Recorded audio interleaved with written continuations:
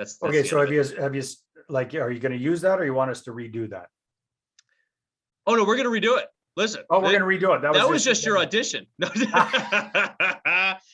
no, we're good. We're gonna audition, but we're gonna start. And if you're good to go, I'm good to go.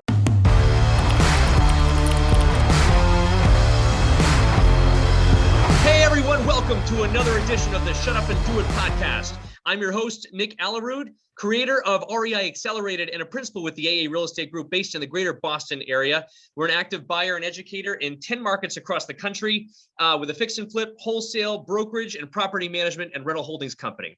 We function as an educator and a networker to bring value to folks just like you who are starting or scaling your businesses. So today we have a really cool guest on. His name is Dave Dubeau. He migrated from Costa Rica, where he was teaching people how to speak gooder English, as we said in the pre. I like that. Migrated to British Columbia in Canada, where he then proceeded to write 8 different books.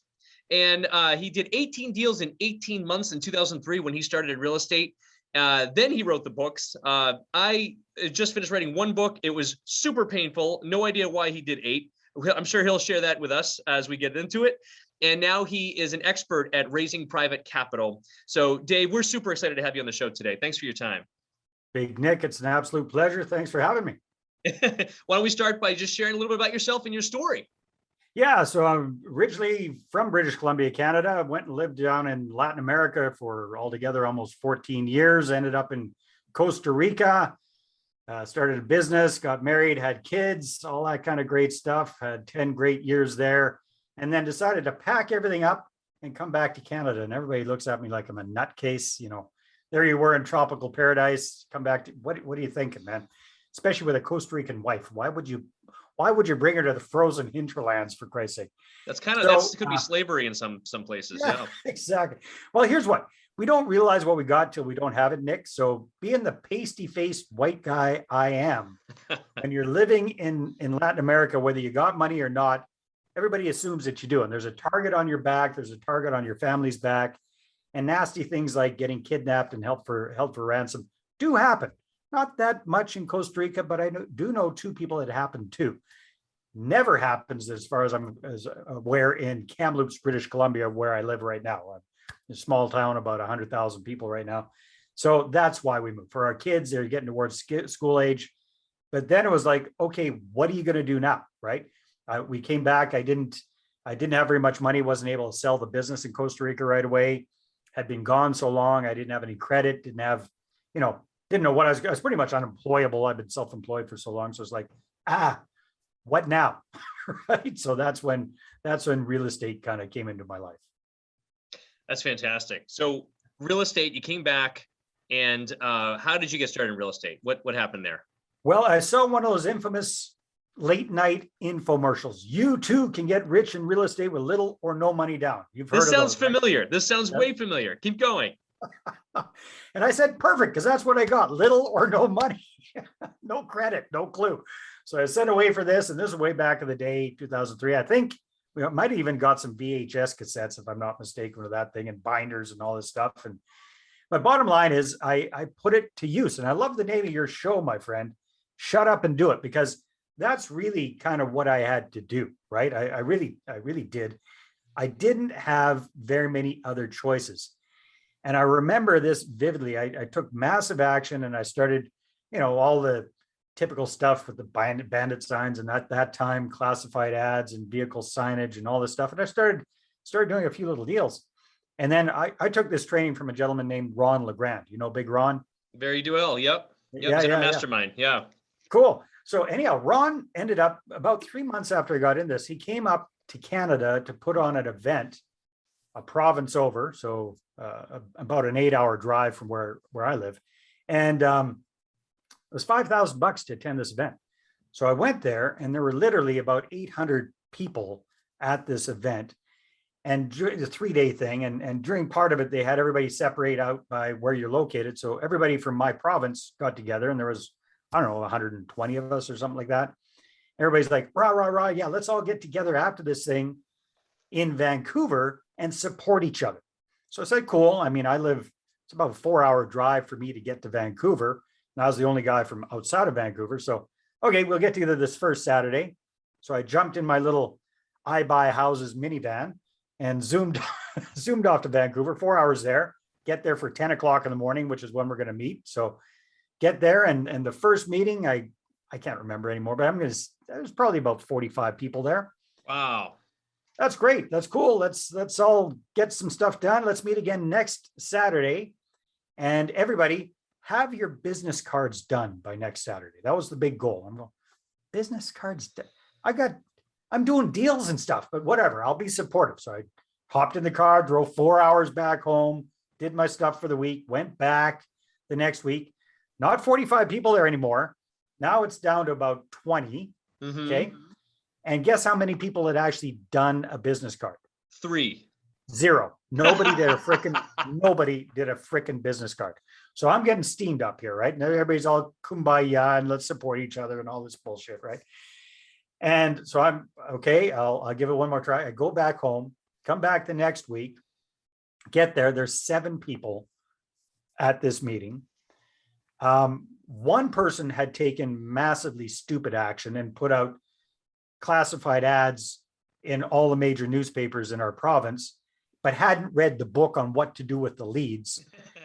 So she spent $2,000 on classified ads and didn't have a clue of what to do. Nobody else had done their business cards or done squat. And I just said, hey, you guys, I've had enough of this. I'm never coming back. Good luck to you. Bye. Right. And it was so amazing to me that all of these people had spent all of this money, time, and effort on supposedly learning something and then did nothing with it. But I think it all has to do with, being stuck in your comfort zone, right? They were getting by.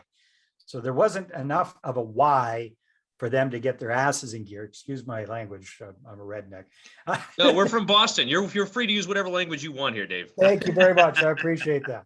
All right. So it was just so frustrating for me, my friend. And that's why, your whole philosophy there, shut up and do it, just resonates 100% with me. Oh my God, Dave. Thank you for bringing that up too. It's been a really long time since we even went over that meeting, but like we talked about before the show, so Shut Up and Do It originated from the same exact scenario you just came up with, right? I did the same thing. I bought the binder from the Buy Real Estate, No Money Down, or, pennies on the dollar on TV, got the binders, got the VHS tapes. And I was the guy, I had just gone through, and most of my listeners already know the story. I'd gone through a traumatic first 5 deals where I lost all 5. This is back in 2005. And I was afraid of my phone. So when it came time to use my phone to try and create revenue from it or create value to help others and to then, make a business out of it, I was so afraid of it that I would be doing everything my notes told me to do except the actual income generating activity of dialing. So I had everything lined up on my desk, my notepad, my little script, and in my head, I would do everything to stall actually dialing the number. I remember I didn't have the right pencil or something had just broken, and I'm like, I'm just going to get. And literally in my head, it took a hypnotist to do this. It was one of those national hypnotists to get me to take action in my own head. But I literally found myself battling with me. And that became the entire premise for why we have the taglines, we have the pictures, we have it all over our walls here in the offices and in the studios. That's exactly what we do. So thank you for bringing that up. And yes, Shut Up and Do It has nothing to do with holding contractors accountable, although it can. It has everything to do with us getting out of our own way. So thank you for that story. Great story. Very similar. Yeah, very cool. Very, very cool, man. All right. So tell me that's how I got started. That was how I got started, and did that for a couple of years, did the 18 deals in 18 months, caught the eye of an up and coming real estate guru up here, kind of the Canadian version of Kiyosaki. He saw what I was doing with real estate, saw my background in marketing, because I'm kind of a marketing nerd. And I went on board with him and his companies, helped him grow a lot in over about the 6 years we worked together. But I took some time off from real estate investing until 2010. And then I jumped back in, started doing client first rent own deals, find a really good tenant buyer, go buy him a house, lease option it to him for a couple of years. And this is when my second really kind of painful experience happened in real estate. And that was, after I'd self-financed my first couple of deals, I ran out of cash, ran out of credit. knew I needed to start working with investors if I wanted to keep doing this strategy, but didn't have the faintest clue of how to do that, right? And I remember vividly, I had the perfect tenant buyers land in my lap, found them a house, got it all tied up under contract, needed 85 grand. I needed it in 2 weeks, and I was desperate. And that desperation oozed out of every pore in my body, my friend. And I'm a marketer by background. I don't consider myself a great salesperson. So the whole idea, of picking up the phone and dialing for dollars, I can relate to that. Like I had heard that, hey, if you want to raise money, go pick up the phone, start dialing for dollars. So I did that. And I had a little script and I tried that and I got rejected. I'd love to say I ground through it and just shut up and did it. I didn't. I pouted. I said, this sucks. I hate it. And I quit. That's exactly what I did. I said, I don't want to do this. And then I'd also heard, hey, get out there and network up a storm, schmooze, turn every conversation into a real estate conversation. So I did that. I grabbed my little business cards and went out to the B&I, Chamber of Commerce, Toastmasters, wherever they'd let me in the door, practiced my elevator pitch, my 30-second commercial, raised zero capital. Now, 2020 hindsight, I see why. It's just, I was so desperate. It just oozed out of me, right? Then I came up with what I thought was a brilliant idea. I had to get a 1-week extension on things. And then I said, hey, this deal is so good. If enough people see it, it's going to sell itself. Have you ever heard anybody say nonsense like that? Well, you just did anyhow. So I put together a PDF and I put together a list of about 200 people and I zapped that off. I spammed it to all 200 people, went to bed that night, got up the next morning. I saw all these replies. I got, thank God something's working, until I started reading the replies. It's like, Dave, haven't heard from you in forever. And here you are hitting me up for cash. Take a hike.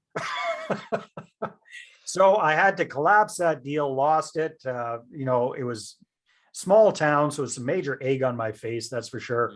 And worse yet, because I was so clumsy about it, I really turned off a lot of good prospective money partners by charging around like an idiotic, bull in a china shop kind of thing. And that's when I, after I pouted for a little while, that's when I sat back and I said, hey, Dubeau, there's got to be a better way. Now, again, my background is in marketing. I admire guys that can get on the phone and do all that stuff that I sucked at. And I thought, okay, I got 2 choices here. I can either go and become better at that, or I can find something that works better for my personality. I thought, well, the shortcut for me is find something that works better for my personality. And I thought, why, if there's one thing a little bit about Dubeau, it's marketing. So why don't you apply marketing strategies so that instead of you chasing after investors, ideally you'll get investors coming to you. They might not chase after you, but they'll come to you requesting information. They'll come to you booking a meeting to find out more. And that conversation, as you know, Nick, the difference between you cold calling somebody and somebody proactively calling you about the same thing, Amen, is night and day. Would you agree? Yeah, amen. Absolutely. Attraction marketing versus direct. Yep. Exactly. Yep. So that's why I say I'm going to dial this thing in, because I suck as a salesman. So I'm gonna become good as a marketer, because I can have those conversations all day long if people are reaching out to me. Does that make sense? That makes total sense, Dave. And it's funny, I want to relate with you on, I had a very hard lesson. This is in 2011 or 2010, I believe. So we were raising capital. I wasn't raising anything yet. I was all excited to get into the big multi-family things because I was doing single families up to that point, right? And another national guru taught us how to syndicate and said, all right, this is it. I've got my first deal. Seller said, yes to my LOI, and we're going to go through due diligence. And we weren't through due diligence yet. And I was like, all right, I finally, I had some verbals from investors. So I'm like, I'm going to start calling them. This is great. And I remember I called the first one. I had a commitment from them, and commitments, soft commitments, right? Verbals that basically I had a chat with them a year ago. And I started calling, I might be interested, but you got a deal, right? Yes. Yeah, So exactly. I called the first investor. I'll never forget, very similar to your responses over email. And he said, I'm sorry, who are you? And I'm like, oh, this is going to be a lot harder than I thought. Why didn't I keep in touch with these people? What is going wrong? And thank God, I don't know if you know this, Dave, but occasionally sellers of multifamilies, they end up lying about their financials. Wow. Shocking. Yeah. Obviously, I can hardly believe it.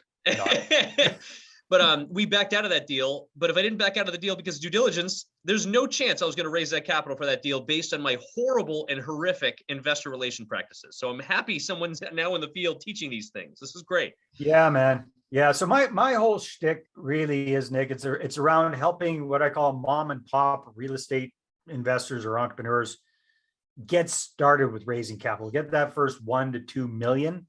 That's kind of our sweet spot. It's not so much for, you want to raise 10 million bucks day after tomorrow for some huge syndication. It's helping the mom and pops get started with raising capital through this process.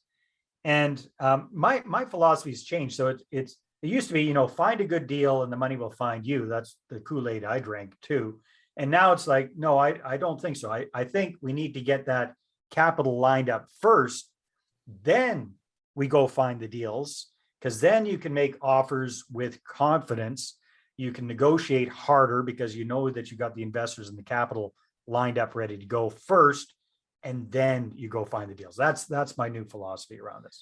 That's ideal. I mean, do you find that in your practices, don't your investors usually typically want to see a deal first before they commit? Well, yeah, we want to show them, but yeah, you want to show them a case study. You want to show them, hey, here's the kind of deal we're doing, and here's how it works out typically, right? And can't promise anything.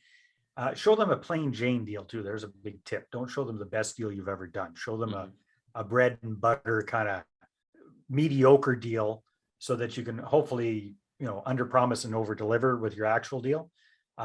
But yeah, show them an example. You don't need to show them the actual deal. And again, I'm not, kind of like you.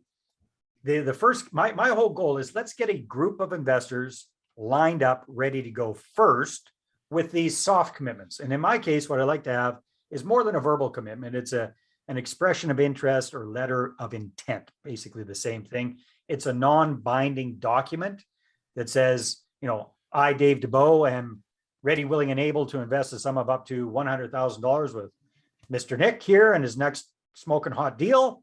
And I'm going to keep this open for 6 months, right? So we get a bunch of those people that have signed up. Does that mean they're going to do it when the rubber hits the road? Not necessarily, but they're much more likely to do it. And then again, part of the whole process is keeping in touch with them in the meantime. So then my goal is, let's get a bunch of those people lined up, ready to go, so that when we do have that deal, we're not scrambling. We're kind of going to a group of people and saying, hey, here's what we got. First come, first serve. Mm-hmm. Does that make sense, Nick? Makes total sense. And I want to clarify for everybody, this is not raising a fund. This is not a registered fund by any means of the way. What Dave's talking about is raising individual folks funds that will only fund at a closing, right? That will ultimately do that. Is this, are we talking for what you specialize with, Dave? Is it a lot of pooled funds? Is it one-off deals, one investor, one deal? How do you structure that typically? Well, it's going to be all over the place, Nick, depending on what the actual real estate investor is doing. So, I mean, we got clients that are doing single family home flips and they want to have one investor per deal, or single family home, purchases or BRRRRs or stuff, smaller deals where they just want to have one investor. It comes on as a joint venture partner, brings in the cash, helps qualify for financing, all that kind of stuff. We've got other people that are doing multifamily properties and they're doing little mini syndications, perhaps, or they're doing, they've got a property and they're bringing people on after the fact with self-directed 401ks and that sort of thing. So it's all over the board.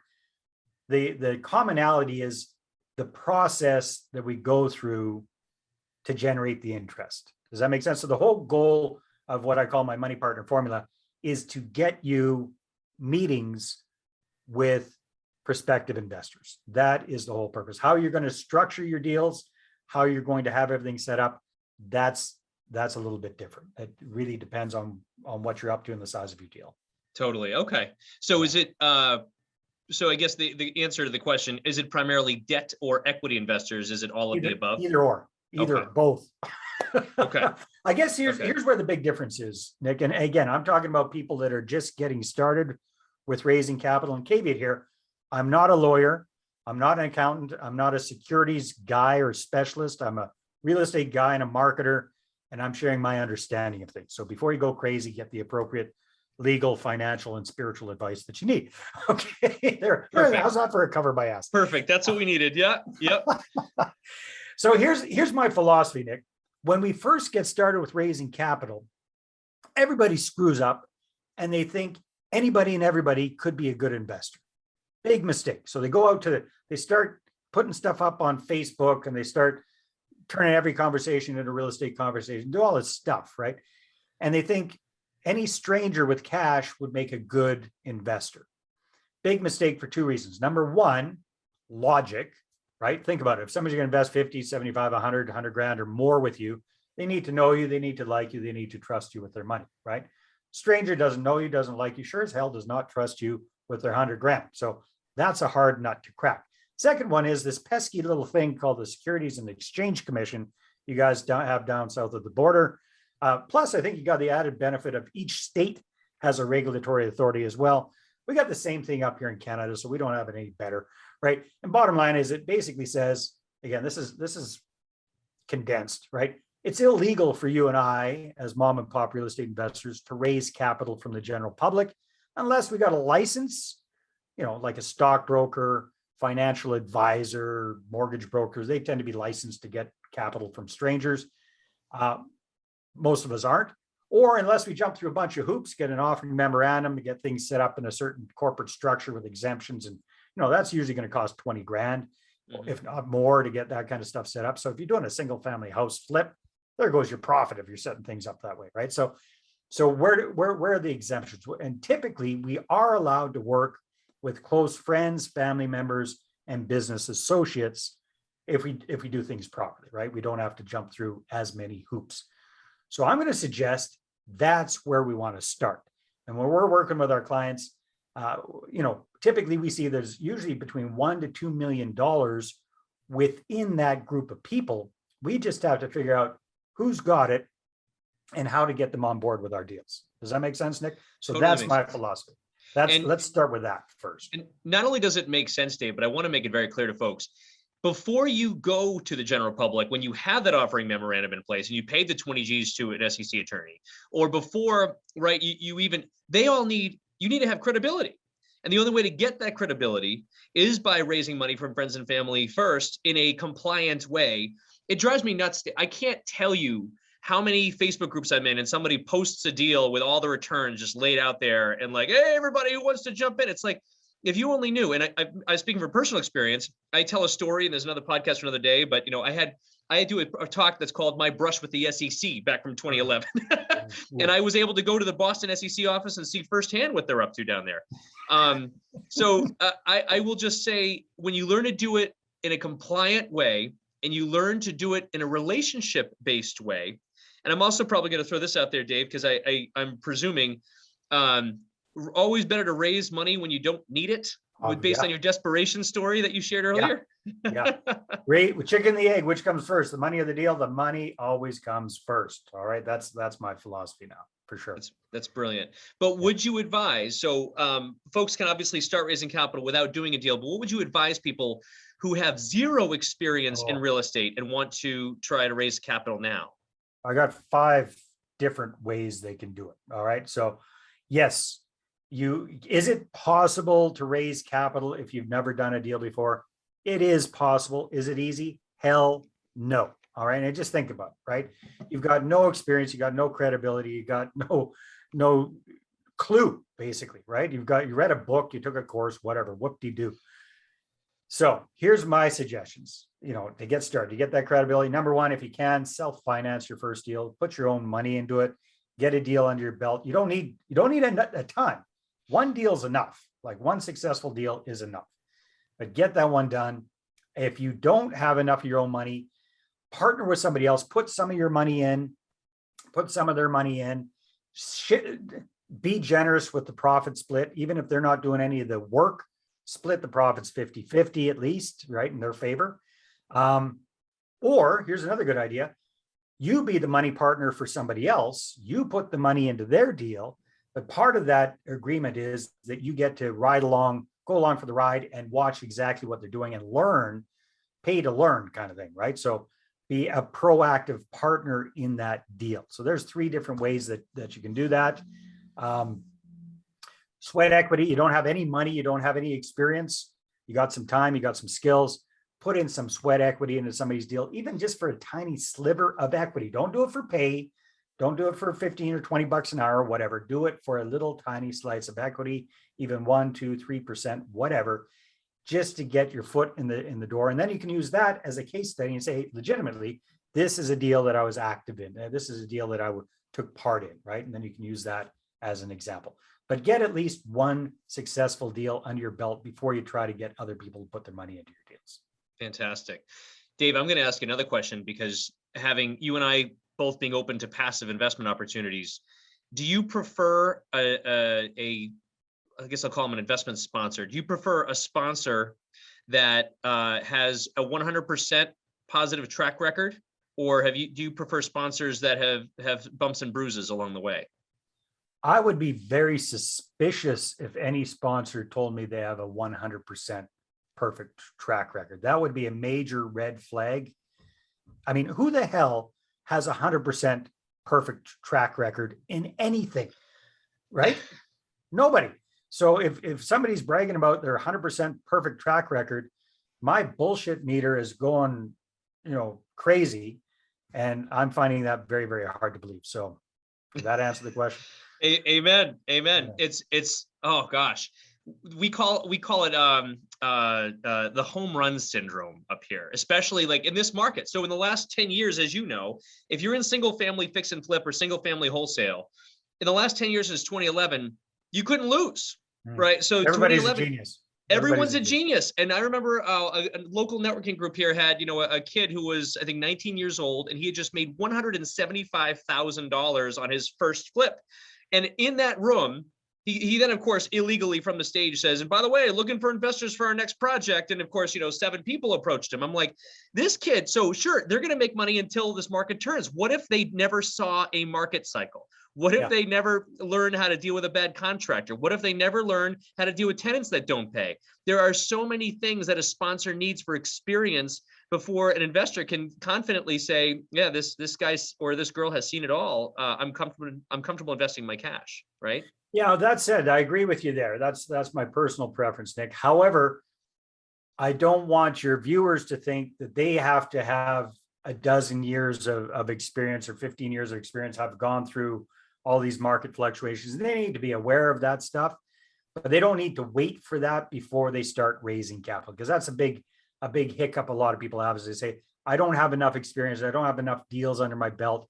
My philosophy is this: when I'm showing an investor an opportunity, again, like I mentioned earlier, I want to show them a plain Jane kind of a deal, right? So I might even have to massage the numbers down to make it realistic for an average person. Like you and I and your followers as real estate weirdos, which I affectionately call us, we are, right? When you talk to a non-real estate person, they don't get it. But we're used to these kind of returns, especially in these hot markets like you're talking about. But if you go showing those kind of returns to the average human being that's accustomed to negative returns or next to nothing on returns, one or two things are going to happen. Either number one, most likely, is they're going to freak out and say it sounds too good to be true. They must be lying to me. And or number two, if they do believe it, now you've set unrealistically high expectations that are going to be next to impossible to attain, right? So you're over promising and under delivering. And even if you get them a good return, if it's not the 37% annualized that you showed off on your deal, they're going to feel like you ripped them off. Does that make sense? Amen. So yeah, under promise, over deliver. And then here's the other thing I like to do when I'm meeting with a prospective investor. I show them the good stuff, the pros of the deal, all the upside, and then I explicitly show them the potential downside, right? And this is something a lot of people make the mistake of. They don't. They try to hide it. They try to hide the negative. I like to go the other way, Nick. I like to go overboard, and I like to look at worst case scenarios. And I show them what the worst case scenario is, and then I show them what I'm going to do to minimize the chance of that happening. And should it happen, here's what I would do to try and handle it. Does that make sense? So one of my favorite ones is, just to give people an idea, is, well, Dave, if I get into this deal with you and we're right in the middle of it, what happens if, heaven forbid, you get hit by a bus and you're dead, or you develop a cocaine habit and you move back to Costa Rica? What happens then? So I have fun with it. I say with tongue in cheek, a little little chuckle in there. But, you got to think about what's going on in their head. What are they thinking about? What are the worst possible case scenarios? Well, here's how you covered, Nick. Yada, yada, yada, yada, right? However that works. Does that make sense? Yeah. Yes, absolutely. Go overboard with the negative. And if someone says there's no negatives, right? If you're pitching a deal, you need to learn to cover the worst case scenario and stress test your deals too. Yeah. Now here's another thing I'm thinking about as well that's important for your viewers to understand is, especially when we get started. So my first step of my 5-step process is create a target group of about 150 to 200 people that you have that pre-existing relationship with: friends, family members, coworkers, business associates, etc. You know them, they know you. But here's what we got to remember. These are regular people. They're not real estate enthusiasts like we are. So if we start talking a bunch of jargon, we start throwing a bunch of numbers and talking about NOI and ROIs and all this kind of stuff, IRRs and all this kind of lingo that you and I probably understand, cap rates and whatnot, they don't get it. They don't know this stuff, right? So we make a huge mistake, A, assuming that they understand it, and B, assuming that they're really even interested in understanding that. So here's my suggestion. Make it Reader's Digest level. And Reader's Digest is a magazine written for grown-ups. However, it was written at a 13-year-old reading level. That's where we want to hit. We want to have all of our marketing materials, all of our presentations, all of that stuff meet that Reader's Digest criteria. You can get your grade 8 kid to go through this and they would understand it. You could explain it to them and they would understand it. If you got that, then you're right on track. Does that make sense? That's fantastic. I love it. I love that. Yeah. I had another, I love this topic because this was literally, so this is like, for me, it was phase 2 to phase 3 of a real estate investing journey, right? Ultimately you run out of your own money. You're like, oh shit, now what? And you have to figure that out on the fly as you did and as I did and all sorts of things. But I would say my biggest pitfalls, which your program addresses, is number one, keeping in touch with investors, as you already heard. That was my first story. And then since then, because we're busy operators and everyone out there that's listening here, typically I presume has an active real estate business. And by having an active real estate business, you're out looking at deals, talking to sellers, managing crews, trying to sell your wholesale deals, or you're out looking at multifamily properties and trying to get tenants out and raise rents. And by doing all that, it's difficult to also maintain constant communication with your prospective investors, maintain constant communication with your database, and keeping track of those communications so that when the time comes, right, to send them a prospective deal, you have people that are open and able to respond.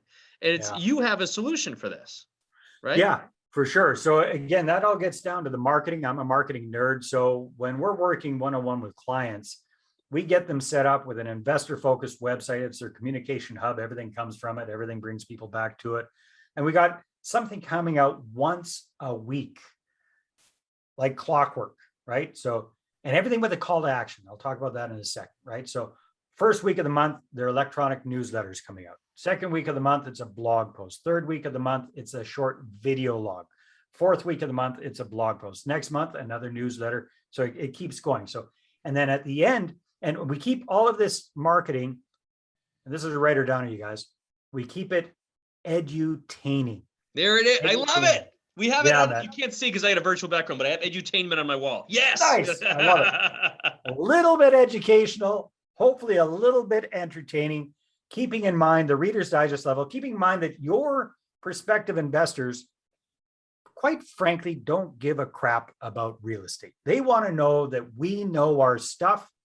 And so that when they feel ready, willing, and able to invest with us, that we're going to be a good shepherd of their money. That's really what they want to get the gist of. And then the other big thing that everybody screws up is you got to have a specific call to action at the end of your marketing. This is really important, Nick, right? Because you put stuff out there and you just assume people are going to know what to do. They don't. So people say, Dave, how do you get people booking meetings on your calendar? It's easy. I tell them to.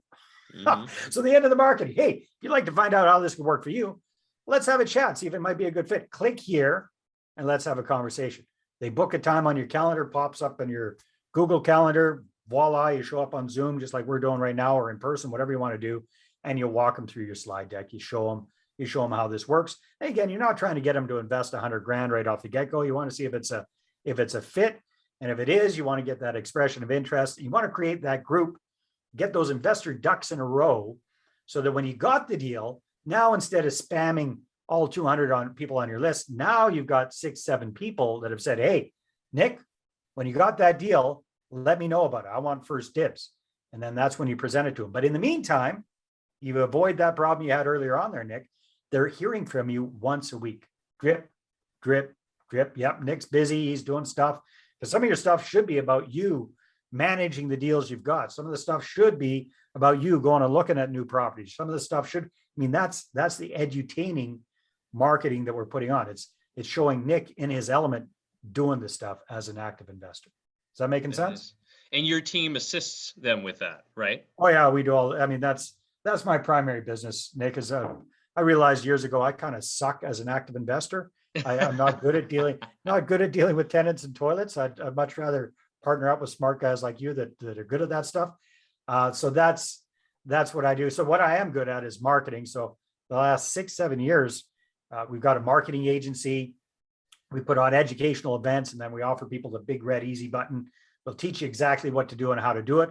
And then if you want, you can do it yourself, or you can hire us and we'll set everything up for you and help you raise your first or your next 6 figures in the next 6 weeks or less. That's our tagline.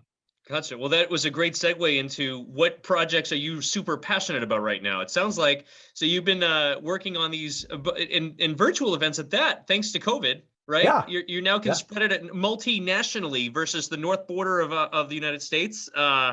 But yeah, tell us about the live event or the virtual events that you're running now.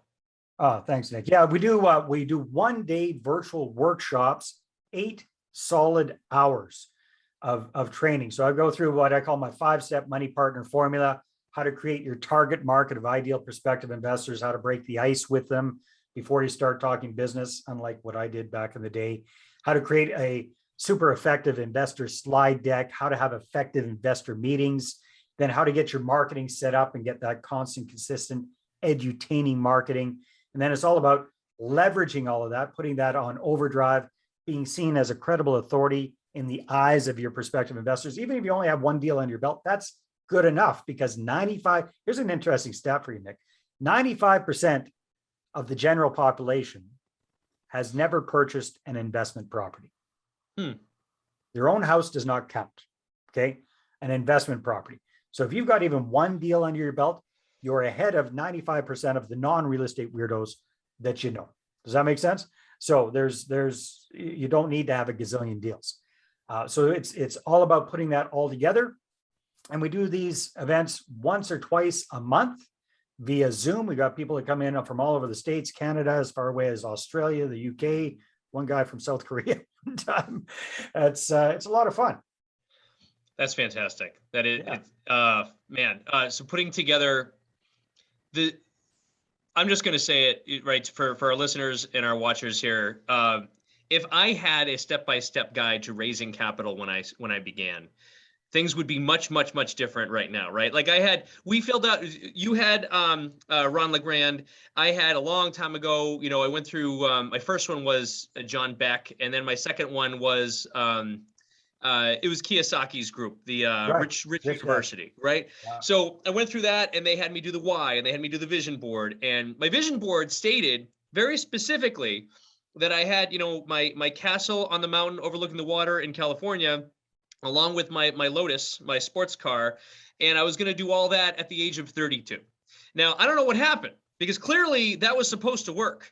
But if one of the challenges, but of course, we're only here where we are today based on all of the bumps and bruises that we've learned along the way, because the point is the journey, not the destination, right? But you even still want the Lotus? Nope. Negative. But here we are, and investor relations and capital raising, huge scaling opportunity for investors that are looking to take their businesses to that next level. So Dave has a virtual event coming up, and he's been gracious enough I've spared no time or expense on putting together a sign for you, buddy. So if your followers are interested, Here's what you can do, you guys. Go to investorattractionworkshop.com, investorattractionworkshop.com. And if you want to attend the event, make sure you put in the discount code DO IT, right? That's thanks to our buddy here, Nick, with his awesome podcast, Shut Up and Do It. That was too long. So we're just going to put DO IT as the discount code. That'll get you 50% off. The price is already very, very reasonable, but that'll get you 50% off thanks to this handsome gentleman and his amazing podcast. So yeah, that's what you do. It's as a lot of you folks know, we don't allow many people on here to directly, pitch products. He's not pitching a product.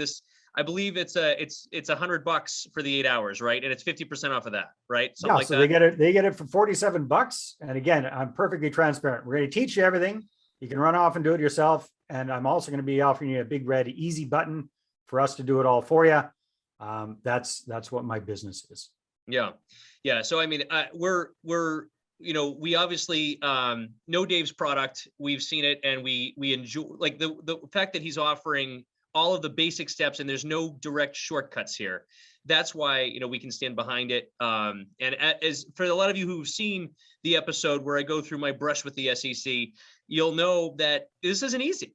It is easy, but it's no 5% of the company does it, right? 5% are action takers. 5% have the shut up and do it attitude. 95% might start your program or start any program and won't finish it anyway. So you're really only out there to work with the top 5% that execute and that have active real estate businesses and that have assets to fund. And here it is. Learn how to do it for $50. If I had that, 10 years ago, things would be much different. I'd have my Lotus. But otherwise, you wouldn't even want it anymore. Exactly. Exactly. No, exactly. I want to transition into a couple of quick questions that a lot of our viewers like to hear too, and they're not necessarily real estate centric or business centric, but I wanted to, and no one has prepped for these beforehand. Cool. And I just wanted to ask you a couple quick ones. Number one is, do you have any specific routines that you follow every day? You know what? I did the 75 hard thing. Wow. Twice. Congratulations. Because I'm a slow learner. That's 150 harder. Oh. Yeah. So I got into all those routines, which were great, but they're a little heavy duty. So routines right now, I've kind of kicked back on, but I'm a big reader. And here's the thing that I am pretty religious about, thanks to 75 Hard, is I'm tracking things, right? So anything that I want to see improvement on, and this doesn't come naturally to me, Nick. I'm not a tracker kind of guy, but what a difference that makes. Like thanks to that, I've been tracking what I'm eating, how much I'm sleeping, my blood pressure, all this kind of stuff. I'm down about 40 pounds at this point. Nice. I'm off the blood pressure medications, first time in 12 years. I'm off my meds in a good way. And it really comes down to all of this tracking, right? You just gotta, because there's this my temptation is to ignore it and hope it goes away when it comes to those unpleasant things like my weight and my blood pressure and my health. Hope it'll just, miraculously fix itself. That hasn't worked. So that is one of the big things that I've developed since the pandemic, really. I love that. What gets measured gets managed, right? Exactly. And improves.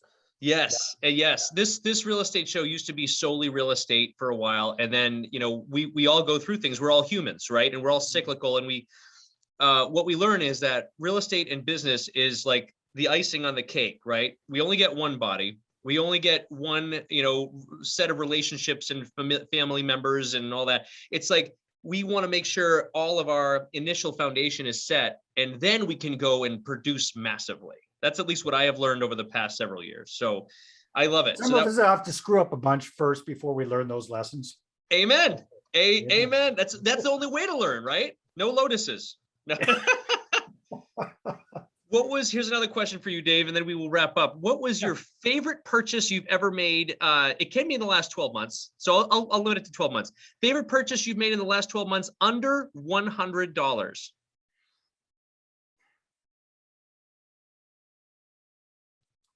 This is so dumb, man. I didn't even make the purchase. It was a gift from my kids. It was an instant meat thermometer. Yes, keep going. I don't have one yet. Talk to me. What do we got? Yeah, man. It's just it's such a simple thing. It was probably $12 or something like that. And now, because I cook from time to time, now there's no misjudging, is the thing done or not. You stick the instant thermometer in there, puff, you know exactly what the temperature is. That's probably one of the lamest things you've heard yet. No, I tell you, that's why we asked the question. You didn't cop out and say a book name, which a lot of people, that's a whole separate question, was the book. Yeah. And that's going to be my last question for you. What has been your favorite book that you reread over and over again, or the ones that you gift the most? Wow. Besides yours, you can show yours. Show yours in the back there. There's your book in the back. There's the book in the back. Yeah, no, not my book. Favorite book, businessy type book, is called The Ultimate Sales Machine by Chet Holmes. I love that book. I've probably read that one 4 or 5 times. I've probably gifted it a dozen times, but I got one that I really love right now, my friend. This one. There it is. Have you read this one? Yeah, we've had him on the show. That's awesome. Yes. God, why I didn't clue into this guy's philosophy 30 years ago. You talk about if you had to learn how to raise capital sooner. If I had learned about putting profit first way sooner, things would be a little bit different in my neck of the woods as well. Anyhow, lovely philosophy. I've embraced that. Again, slow learner. I just figured this out within the last 3 months kind of thing, but love it. Absolutely love it. For those of you who haven't seen the episode, make sure we're going to put it in the show notes. We did a show with David Richter, who co-wrote the Profit First for Real Estate Investors book, along with Mike Michalowicz. So fantastic concepts. It changed my business 1,000%, right? It's changing all of ours. And everyone needs to read it. Everybody needs to read it. But Dave, it's been an absolute pleasure having you on the show today, my friend. Any parting advice for people that you want to give them? Yeah. Here's the parting advice. Get out of your head, shut up, and do it. I love the title of your podcast. I got to have you on my podcast as well. I mean, mine's kind of lame sounding. It's Property Profits Real Estate Podcast. That's lame compared to shut up and do it. I love it. So I believe in that. I live that philosophy. Just take action, get some shit done. Amen. Awesome, Dave. Well, folks, thank you so much for taking part in another Shut Up and Do It podcast. We where we bring you as much value as possible by bringing you top-notch speakers such as Dave Dubeau today, who talked on best practices for raising capital. Definitely hold up that domain name once again, Dave. We want everyone to be able to take action and go to this domain, investorattractionworkshop.com, and that's investorattractionworkshop.com. Sign up for his 8-hour. It's $50, guys. Normally $100. You're getting 50% off. $50. Discount code is DO IT. Type in DO IT for the Shut Up and Do It podcast. 8 hours. You'll learn everything you need about raising capital for your deals, even if you don't have a deal yet. If anyone needs, as we talked about 5 different strategies today, if you haven't done a deal yet, and you need help getting that first deal done, feel free to follow one of Dave's strategies, or honestly reach out to us here too. We have some strategies to help, similar to what Dave mentioned today. We're happy to help people kind of get involved in a different ways, whether it's single family or multifamily or syndications. But that's our show today. Please be sure, hit the like and subscribe buttons below. Be notified when we have the new podcast released. We release them every other Thursday. And then head on over to shutupanddoitrealestate.com for all the episodes. And also, if you're new to the Boston market, please be sure to take part in our newly launched REI Accelerated program. We have an REI Unleashed meetup, where we're quickly becoming the #1 resource for intermediate content and beginner content, deal exchanging, referrals, networking. It all happens there. We have a closed Facebook group. It's New England REI Unleashed is where you want to go for that. And until next time, thanks so much for listening. Thank you to Dave for your time today, and we'll see you on the next one.